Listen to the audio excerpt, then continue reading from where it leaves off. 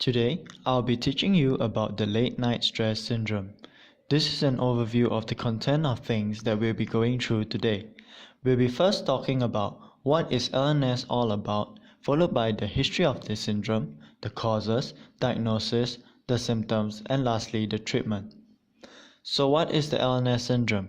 The LNS syndrome, also known as the late night stress syndrome, is defined as a mental disorder that triggers the fatigue and mental discomfort that typically follows a prolonged period of sleep deprivation. What this means will be covered when we talk about the symptoms of this disorder. This syndrome is classified as chronic, meaning that it continues for a long time after diagnosis, often revamping or resurfacing during stressful periods and during nighttime, hence the term late night. It is also a rare condition that currently only affects about 700 individuals worldwide. And like many other symptoms related to stress, it is observed to be more prominent in developed countries, and even more so in collectivistic cultures like Southeast Asia. Here are some interesting numbers that you can consider. As of late 2016, China has recorded 80 official clinical diagnoses, Singapore at 69, Japan 55, and Korea at 44. These are just examples of Southeast Asian countries where this syndrome tends to be populated. Moving on to the history of the LNS syndrome. It was founded by two Chinese psychologists, Dr. Ni and Dr. Cao, in the year 1350. The first ever working system of the LNS syndrome was actually called the Distant Working Syndrome of Learning, DWSL for short. They discovered it when there was an upsurge of weird symptoms and plunge in productivity that surrounded the scholars between those times. And unlike the LNS syndrome that we know today, its early discoveries were actually believed to be round the clock, i.e., they were believed to occur throughout the day. It was not until the late 1500s that Dr. Genov and Dr. Kirby re-evaluated the syndrome and introduced the application of time as an influencing factor and measurement. So they made groundbreaking discoveries that the symptoms were actually, in a sense, more intense during nighttime and more diminished and insignificant during the day. They then officially renounced the previous title and renamed it the Late Night Working Memory Syndrome. It was then revisited once again in the late 1800s and renamed to the Late Night Stress Syndrome that we know today. So this slide shows the comparison between when it was first re-evaluated, the DWSL, and the current LNS syndrome. The most prominent difference between them was that the DWSL used to encompass the idea that working from another location out of home would have an impact on a person's cognitive functioning. So what this is basically saying is that the old DWSL system believed that if you were to work out of home, you would experience issues with your cognitive functioning, like having poorer attention span and memory. This causes you to not be as productive outside as compared to when you were doing the exact same task at home. The current LNS syndrome proposes that there might be a probability that this syndrome can be transmitted through the common electronic communications that we use today, like Skype or Twitter.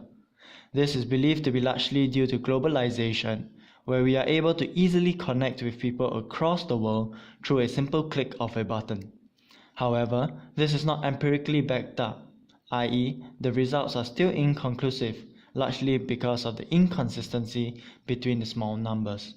700 individuals worldwide out of 7 billion is a very small sample to work with, and this is also the reason why the syndrome was revisited and re-evaluated numerous times over the years. So moving on to the causes of LNS syndrome. The biggest contributor of LNS syndrome to date would have to be the lack of sleep. Other significant causes also include the engagement of highly stressful situations and cognitive overload. The first 2 points of lack of sleep and engaging in highly stressful situations actually work hand in hand to produce what we all come to know as stress. We become more susceptible to stress in highly stressful situations, and combine that with sleep deprivation will result in inevitable cognitive failures. Cognitive overload, on the other hand, happens when you overload yourself with more information than you can absorb. This usually happens when students are cramming any information they can at the last minute before the exams. Some other causes of LNS syndrome include the overconsumption of energy drinks like Red Bull, during stressful periods, as well as the lack of food and nutrients in the body. So one way you can go about understanding the LNS syndrome better is to think of it as a cycle. You first start off with a stressful situation like final year exams, which leads to you overloading yourself with information and sleeping less. And because of that, you start consuming energy drinks to keep yourself awake at night. This causes you to fall sick and become unable to focus on your exams, and that itself becomes a highly stressful situation, and the cycle continues.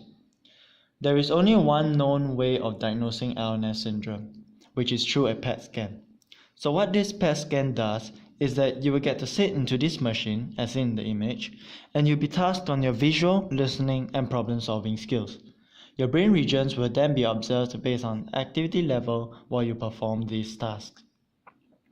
Here is a list of the more prominent symptoms of the Lns syndrome.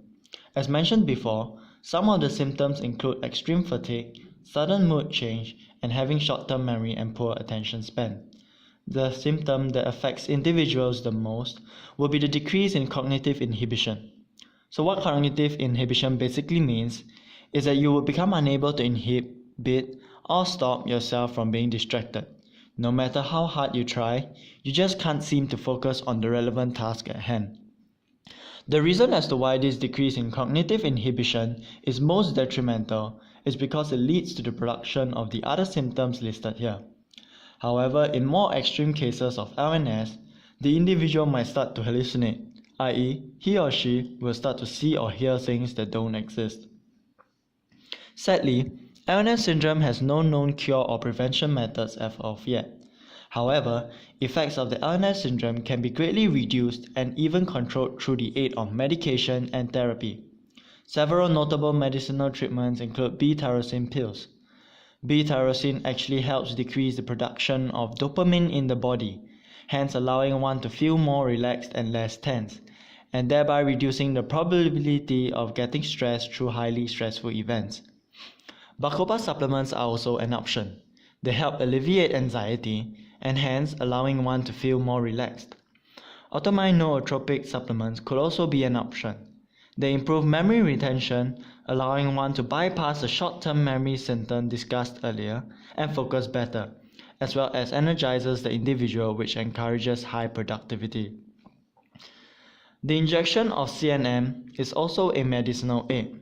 However, due to the active nature of CNM, this method is usually considered last and only recommended to be used on extreme cases of LNS diagnosed individuals, like those explained earlier who experience intense hallucinations. The last medicinal method would be the intake of dihydrogen monoxide, which is believed to relieve one from fatigue and allows the body to regain homeostasis, which is a form of nutrients balance within the body to help in the regulation of stress. Several counseling approaches that have been proven to be useful in the reduction and control of LNS-like symptoms include group therapy sessions. Group therapy sessions is a collaborative effort to share the effective methods amongst one another to reduce the effects of the syndrome. For example, imagine a group of individuals who are all diagnosed with LNS, and that they get to share between one another their own personal and effective methods of reducing the effects of the syndrome. This opens the individual's minds up to options that they might not have even considered before. Another approach of therapy would be the individual-based therapy. As the name would suggest, this form of therapy centralizes around the individual, where the counselor will guide the individual by exposing them to simple solutions like breathing techniques to aid in the reduction of the symptoms. With that, I conclude. Thank you.